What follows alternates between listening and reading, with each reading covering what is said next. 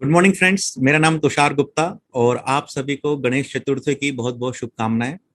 दोस्तों, आज मैं आपके सामने लेके आया हूं एक वीडियो जिसमें मैं आपको बताऊंगा कि हमको लॉर्ड गणेशा के विभिन्न विभिन्न अंगों से क्या सीख मिलती है, हमें क्या लेसन लेना चाहिए।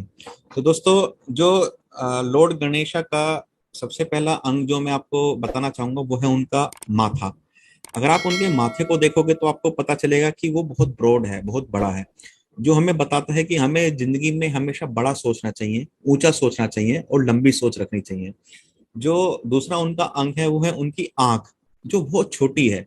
तो वो हमें बताती है कि आप किसी भी चीज को अगर देख रहे हो, किसी भी चीज पे काम कर रहे हो, तो बिल्कुल फोकस के साथ करना चाहिए, आपका पूरा फोकस वहां पे होना चाहिए। जो तीसरा लॉर्ड गणेशा का अंग है वो है इनके कान।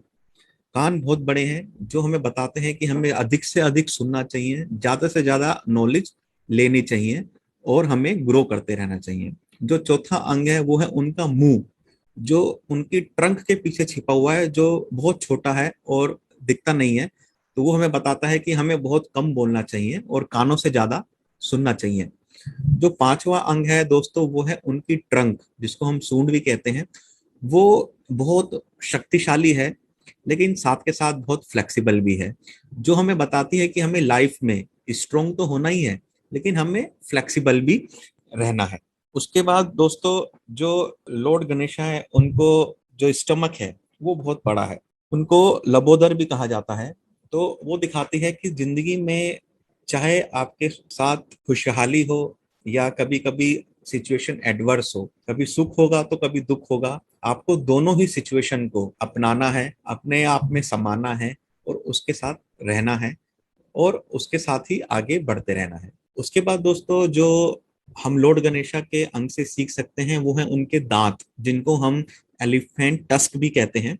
तो उनका एक दांत तो पूरा है, लंबा है, एक दांत छोटा आधा है, कटा हुआ है, ना के बराबर है। तो वो आपको बताते हैं कि आप जैसे भी हैं, जिस भी रूप में हैं, जिस भी कंडीशन में है, सिचुएशन में है, आपको अपने आप को लव करना चाहिए, आपको अपने आप को एक्सेप्ट करना चाहिए। जब भगवान गणेश होके वो अपना दूसरा दांत भी बदल सकते थे, लेकिन उन्हें आपको एक्सेप्ट किया, उसी तरह एज एवरी ह्यूमन बीइंग को अपने आप को एक्सेप्ट करना चाहिए। उसके बाद आप उनके अगर हाथ देखोगे तो उनके चार हाथ हैं। पहले हाथ में लोटस कमल का फूल है, जो ऊपर की तरफ रहता है कि आपको हमेशा ग्रो करते रहना है, आगे बढ़ते रहना है, एक जगह पर टिकना नहीं है। उसके पास जो दूसरा हाथ है वो हमेशा ब्लेसिंग्स के लिए खुला रहता है, कि आपको हमेशा दूसरों के साथ अच्छा व्यवहार करना है, उनको हमेशा ग्रेटिट्यूड देना है, उनको हमेशा शुभकामनाएं देनी है। जो तीसरा हाथ है उसमें कुल्हाड़ी है, जो हमें बताती है कि जो भी आपकी बुरी आदतें हैं, बैड हैबिट्स हैं, बैड कल्चर्स हैं, आपको उसको खुद ही काटना है, खुद ही उनको अपनी कुल्हाड़ी से काटना है। और जो चौथा हाथ है उसमें मोदक है, वो हमें बताता है कि जब आप इन सब चीजों पे काम करते हो, लाइफ में आगे बढ़ते हो, तो आपको रिवार्ड मिलता है मोदक के रूप में। उसके बाद अगर आप देखोगे तो जो उनके दो पैर हैं, एक पैर तो हमेशा स्टैंडिंग पोजीशन में रहता है, दूसरा पैर आराम से जमीन पे टिका हुआ है। तो वो हमें बताता है कि आपको कर्मबंद रहना है, कि हमेशा काम के लिए तत्पर रहना है। और दूसरा पैर बताता है कि लाइफ में बैलेंस होके रहना है, कि आपको बैलेंस लाइफ जीनी है। उनका जो वाहन है वो मूषक है, चूहा है। वो हमें बताता है कि कोई भी छोटा बड़ा नहीं होता, आपको हम हर किसी की कदर करनी है, हर किसी की इज्जत करनी है, चाहे कोई बड़ा हो या छोटा हो। चूहा छोटा है लेकिन उन्होंने उसको अपना वाहन बना रखा है, क्योंकि लाइफ में आपको हर किसी को साथ लेके चलना है। और लास्ट दोस्तों, लव योर पेरेंट्स।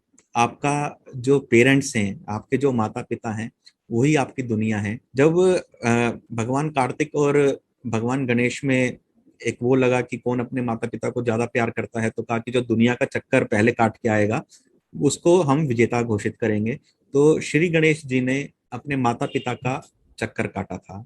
तो ये हमें दिखाता है कि हमेशा आपको अपने माता पिता को प्यार करना है।